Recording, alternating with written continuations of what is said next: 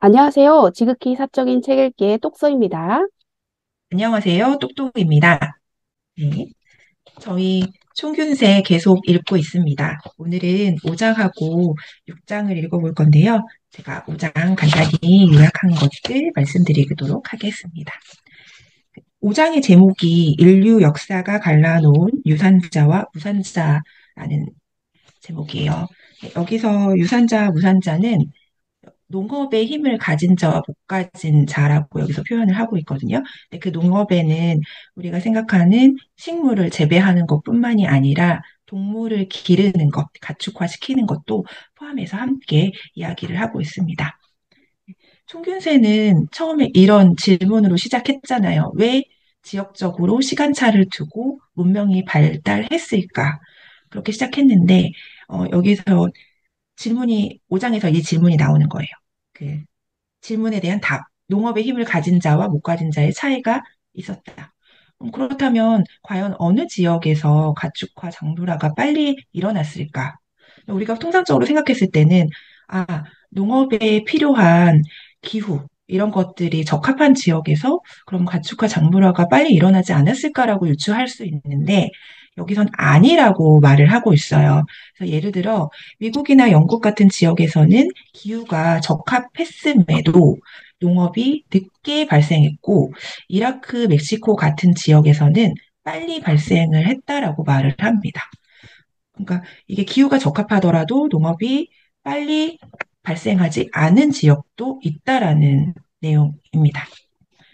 그래서 어디서 그럼 과연 가축화 작물화가 빨리 일어났는지 한번 보면 이게 뭐 가축화 작물화 시기는 조사하는 방법이 두 가지 방법이 있다고 말을 해요.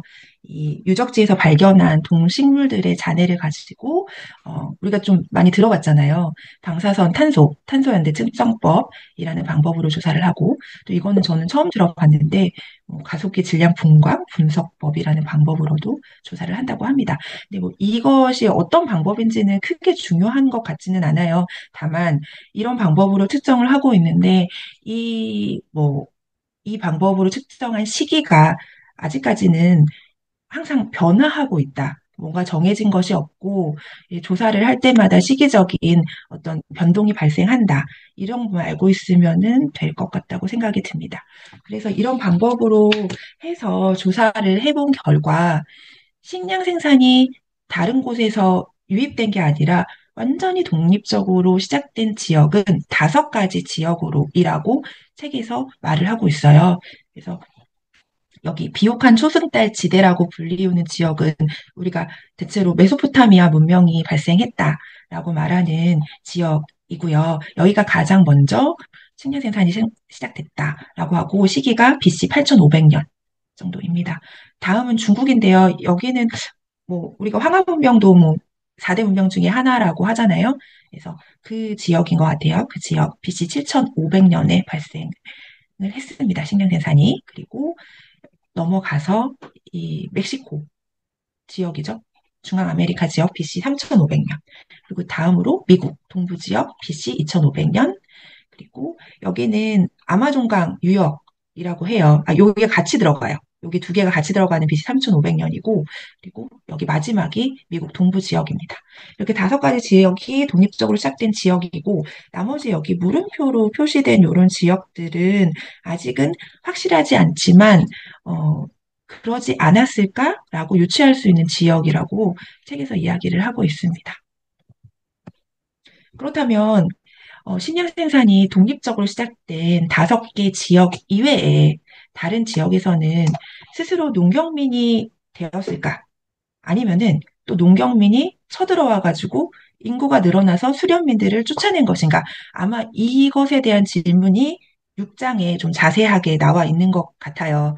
그래서 이것은 6장에서 이야기를 말씀을 드리면 될 것 같고, 근데 결론은 또 여기서 이야기를 해요. 결국은 이것도 지역에 따라서 다르다고 말을 합니다. 그래서 이집트나 남아프리카 공화국 등은 다른 지역, 그러니까 독립적으로 시작된 지역 외에 다른 지역에서 스스로 농경민이 되었다고 이야기하고 캘리포니아나 북아메리카 서북부 같은 경우에는 농경민이 쳐들어와서 인구가 늘어나서 수련민들을 쫓아낸 경우라고 이야기를 하고 있습니다. 그래서 결국은 5장은 약간 문제 제기를 하는 장이에요. 그래서 이게 그럼 과연 지역에 따라서 이렇게 달랐던 이유가 뭘까라고 하면서 이것을 6장부터 5장에 걸쳐가지고 설명을 하겠다. 이런 내용이 5장의 내용입니다. 저는 6장을 하도록 하겠습니다. 6장은 제목이 식량 생산민과 수렵 채집민의 경쟁력 차이입니다. 어떤 경쟁력의 차이가 있었는지 한번 얘기해 볼게요. 우선은 개인적으로 봤을 때 이 신체적 우수성으로 보면은 식량 생산민보다 수렵 채집민이 훨씬 더 좋았어요. 우리가 지난번에도 잠깐 사피엔스 얘기하면서 얘기했는데 키도 컸고, 그리고 영양 상태도 좋은 게 바로 수렵 채집민이라고 얘기했어요. 그러니까 수렵 채집민 개인적으로 보면 신체의 우수성은 수렵 채집민이 더 훨씬 좋아요. 키도 크고 영양 상태도 좋았고, 그리고 모여 살지 않았기 때문에 질병에도 그렇게 시달리지 않았어요. 그리고 수렵 채집민의 평균 일하는 시간은 3시간에서 6시간, 일평균. 그런데 반면에 농경민의 일하는 시간은 새벽부터 해가 떠 있는 동안까지 계속 일을 해야 했거든요. 그래서 이 노동의 강도 또한 농경민들이 너무 많았기 때문에 일찍 죽었다라고 얘기를 했어요. 그래서 개인적으로 봤을 때 수렵 채집민이 더 행복하고 신체적으로도 우수했지만 집단의 우수성에서 보면 우선 농경민은 모여 살아야 되잖아요. 모여 살아서 같이 농사를 지어야 하기 때문에 숫자가 압도적으로 많았습니다. 반면에 수렵 채집민은 지난번에도 얘기했지만 많이 아이를 낳을 수가 없기 때문에 아이를 4년에 한 명씩 낳는 꼴이다 보니까 그렇게 인구가 많이 늘지가 않았고 그리고 먹거리가 제한이 되어 있기 때문에 알아서들 다 인구 조절을 했어요. 그러다 보니까 아무리 개인적으로 우수하더라 하더라도 집단의 숫자로 밀어붙이면 이 농경민을 이길 수가 없는 거예요. 그래서 집단의 우수성으로 보면은 식량 생산민, 즉 농경민이 우수했습니다. 이 수렵 채집이 농경 사회로 우리가 생각하기에는 그 전환 과정이 빠르게 그리고 한꺼번에 일어났을 거라고 생각을 하는데 그것 또한 착각이고요. 전환 과정은 매우 느리게 천천히 일어났어요. 그것도 지역마다 또 달랐어요. 현재까지 수렵 채집민으로 남아 있는 곳도 아직도 있고요. 그 이유를 보면은 우리 개인적으로 보면 수렵 채집민의 사회가 훨씬 더 행복할 것 같잖아요. 그러니까 인간은 생각을 하는 거예요. 계산을 하는 거죠. 가장 적은 시간에 가장 적은 노력으로 가장 많은 보상을 얻는 선택을 하는 거예요. 이게 바로 인간의 본성인 것 같아요. 계산을 하는 거죠.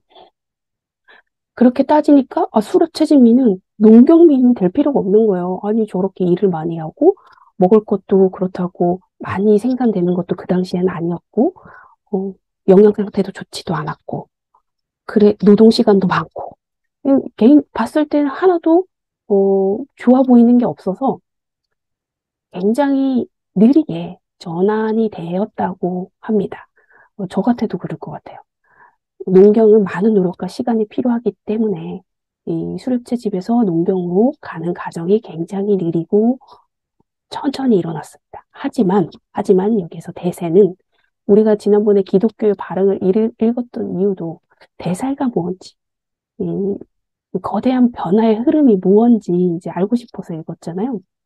이것 또한 아주 천천히 일어났기 때문에 그 대세나 추세 이런 거를 그 당시 사람들이 읽을 수는 없었을 것 같아요. 하지만 이제 지금에서 과거를 돌아보면 1만 년 동안 수렵 채집에서 식량 생산으로의 전환이 되었어요. 이건 추세죠. 거대한 변화의 흐름인데 굉장히 느리게 진행이 되었습니다. 그러면 이렇게 느리게 진행이 됐지만 아무튼 수렵 채집에서 식량 생산기로 전환이 되었어요. 이렇게 전환이 된 그 수렵 채집보다 식량 생산의 경쟁력이 더 커지게 만든 요인이 무엇일까라고 찾아봤더니 총 4가지가 있었습니다. 어, 하나씩 짚어보면 첫 번째가 야생 먹거리 감소입니다. 우리가 지난번에 얘기한 적이 있어요. 인간이 사는 곳에 대형 포유류는 멸종됐다. 대부분. 그만큼 수렵 채집민들이 사냥에 능했나 봐요. 사피엔스가 사냥에 능해서 그 먹거리로 삼았던 동물의 자원이 적어지거나 아예 사라졌어요. 그래서 먹거리가 감소한 원인이 있었고요. 두 번째로는 작물화할 수 있는 야생식물의 증가요. 비옥한 초승달 지대에서 아까 농경이 일어났다고 하셨는데 거기에서 이제 최초의 농작물의 밀, 보리 등 공유의 막대한 양이 상산이 돼요. 예전에는 그 농경을 해도 그렇게 많은 양을 수확할 수 없었는데 이제 야생 식물이 이렇게 밀, 보리 같은 이런 공유들을 생산을 하니까 막대한 양이 수확이 된다는 걸 알게 됐고요. 그리고 세 번째로는 식량 생산에 필요한 각종 기술이 발전이 됩니다. 식량을 생산하기 위한 이제 도구, 시설 등을 만들어요, 인간들이. 그리고 낫, 바구니, 절구와 공이, 맷돌, 지하 저장식, 그리고 곡물을 볶아 놓는 기술 등 이런 식물을 저장하는 기술도 늘어나고요. 이런 각종 기술이 발전을 합니다. 네 번째로 인구 밀도의 증가와 식량 생산의 발원 사이의 상호적인 관계라고 돼 있는데요. 뭐가 먼저인지, 뭐가 나중인지는 모르겠다라고 얘기를 해요. 닭이 먼저냐, 달걀이 먼저냐라고 모르겠다고 얘기하지만 아무튼 이 둘 사이 인구 밀도가 상승할수록 사람들은 점점 더 식량 생산을 선호하게 되었어요. 예를 들면 하나하나씩 이제 차례로 보면 식량 생산을 하기 위해서 정주를 하죠. 정주를 하면 산하 간격이 단축이 돼요. 수렵 채집은 한 4년에 한 명씩 낳는 꼴이라면 농경사회에서는 2년에 한 번씩 낳는 꼴이 됐다고 얘기를 합니다. 그래서 더 많은 음식을 필요로 해요. 아이를 많이 낳았기 때문에. 그리고 인구 밀도가 먹거리 증가 속도보다 빨랐기 때문에 농경민들은 수렵 채집민에 비해 영양 상태가 좋지 못했다라고 얘기를 합니다. 아무튼 또 이런 인구 밀도의 증가 때문에 식량 생산이 더 많아지는 계속 순환적인 관계, 상호 보완적인 관계를 가졌다고 합니다. 제가 맡은 장은요, 저는 이렇게 결론을 내렸어요. 이 거대한 변화, 대세, 추세는 막을 수 없다. 개인적인 행복으로만 봤을 때 수렵 채집민이 훨씬 더 행복했어요. 하지만 그 변화는 막을 수가 없는 거죠. 왜냐하면 농경민들은 순전히 숫자만으로 수렵 채집민을 몰아내거나 몰살할 수 있었거든요. 그래서 수렵 채집민은 두 가지 중에 하나를 선택을 해야 했어요. 하나는 이웃 생산자들에 의해 쫓겨나거나 두 번째는 스스로 식량 생산자가 된다. 그러면 결국에 식량 생산을 할 수밖에 없는 사람들이었던 거예요. 즉 저는 여기에서 또 하나 알게 된 게요. 인간은 행복을 증대하기 위해서 사는 것이 아니에요. 생존하기 위해서 사는 거더라고요. 그래서 여기서 한 번 더 저한테 딱 현타가 오더라고요. 음, 우리는 지금 행복하기 위해 산다라고 생각을 하잖아요. 내가 지금 굉장히 좋은 세상에 살고 있구나. 만약에 행복조차 생각할 수 없는 정말 살기 위해서 산 세상에 살고 있다면 내가 그 행복이라는 말조차 꺼낼 수 있었을까? 지금 돌아보면 과거에 살았던 우리 사람들, 뭐 고려시대, 조선시대, 그리고 중세 유럽의 그 사람들을 보면 먹고 살기에 되게 바빴던 것 같아요. 과연 그들이 행복을 얘기할 수 있을 정도의 사람들이 얼마나 했을까? 정말 가진 자, 귀족이나 양반 외에 서민, 백성들은 살기 위해 살았다. 그게 바로 거대한 추세를 만들어냈구나라는 생각이 들어요. 음, 아마도 앞으로도 마찬가지일 것 같아요. 행복도 물론 중요하지만 살기 위한 선택들을 할 것이고 그게 뭔지 우리가 찾아내야 될 것 같다. 이미 들어와 있는데 너무 느리게 진행이 돼서 우리가 그거를 모르는 걸 수도 있고요. 이미 우리는 그 선택들을 하고 있는 것 같아요. 행복이 아니라 살기 위한 선택. 그게 무엇일지 한번 찾아봐야겠다는 생각이 들었어요. 속선님께서 행복 이야기를 하셔가지고 갑자기 생각이 났는데, 제가 어떤 책에서 행복은 추구하는 것이 아니라 얻어지는 것이라고 말하는 문구를 봤어요. 근데 저도 살면서 항상, 뭔가 행복하게 살아야 되는데, 라면서 막연하게 내가 과연 행복한가? 이런 생각들을 많이 했었던 것 같은데, 그 책에서 이야기하는 것은 행복은 내가 뭔가 막 갈구한다고 해서 얻어지는 것은 아니고 그냥 내 삶을 어떻게 사느냐에 따라서 그냥 부산물처럼 나에게 얻어지는 거라고 하더라고요. 그래서 그런 개념으로 해석을 해본다면 정말 이렇게 옛날 사람들 아까 말씀하셨던 뭐 우리나라의 고려시대, 조선시대 아니면 지금 여기 나왔던 뭐 신석기 시대라든지 그 시대의 사람들도 그 나름의 삶을 살아가면서 행복이라는 어떤 그런 느낌을 얻었을 거예요, 분명히. 하지만 그 사회적인 상황에 따라서 그런 가치들이 달랐을 수는 있겠지만 그런 것은 있었던 것이라고 그냥 생각이 들고 제가 여기 6장을 읽으면서 요즘에 엄청 챗 GPT라고 광풍이 불고 있잖아요. 네네네. 저, 예, 예. 예.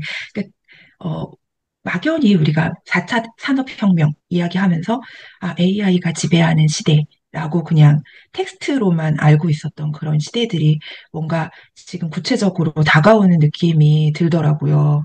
그래서 이 수렵 최진민이 농경을 하는 농경인으로 완전히 변화되는 시간은 굉장히 오래 걸렸지만 우리가 1차 산업혁명부터 지금까지 지내온 시기는, 변화의 시기는 굉장히 상대적으로 짧잖아요. 그래서, 이 4차 산업혁명이라는 이 시기, 이것이 얼마나 빠르게 변화할까라는 것에 대한 어떤 두려움, 또 그런 한편으로는 좀 호기심과 기대감도 있고, 이런 감정들이 생기더라고요. 그래서 저도 막 챗 GPT 한번 실행해가지고 막 뭐 이것저것 물어봤는데, 음, 아, 네, 엄청나게 신기해요, 정말로. 엄청나게 신기하고, 내가 하는 일에 대해서도 내가 막 고민했던 그런 거 있잖아요. 막 어떻게 할까? 그런 것도 실은 물어보면 얘가 답을 해줘요. 와, 그래서 그러면 내가 그 고민을 했던 그런 시간들이 분명히 남을 거잖아요. 음, 그러면은, 그 시간들에 나는 무엇을 하게 될 것이고, 이 사회는 앞으로 어떻게 갈 것인가, 그런 거에 대한 생각이 많이 들었어요. 최근에 진짜로. 그러면서 음, 이 장을 읽으니까 이 시대에 살았던 구석기인들, 신석기인들도 그랬을 거라는 생각이 들더라고요. 이런 음, 변화에 대해서 두렵기도 하고, 신기하기도 하고, 호기심도 많았을 것이고. 하지만 아까 똑서님이 말씀하셨던 것처럼 생존하기 위해서 변화와 추세를 따를 수밖에 없었던 그 시대에 인간들이 있었잖아요. 우리도 생존하기 위해서 또 변화와 추세에 따를 수밖에 없던 현 시대에 또 우리가 있고. 그래서 네, 앞으로 정말 2000년, 몇천 년, 만 년이 지나서 이 시대에 인공지능이 지배하는 시대가 시작된 지금을 과연 어떻게 기억할까? 어떻게 음, 기술할까? 네, 그런 거에 대한 생각들이 좀 들어서 저 되게 이번에 총교세 읽으면서 이런저런 생각이 굉장히 많이 들었습니다. 음. 그런 생각을 하게 하는 책이 좋은 것 같아요. 네, 많은 생각을 하게 하는 책. 네, 그러면 오늘은 여기까지 할까요? 네, 감사합니다.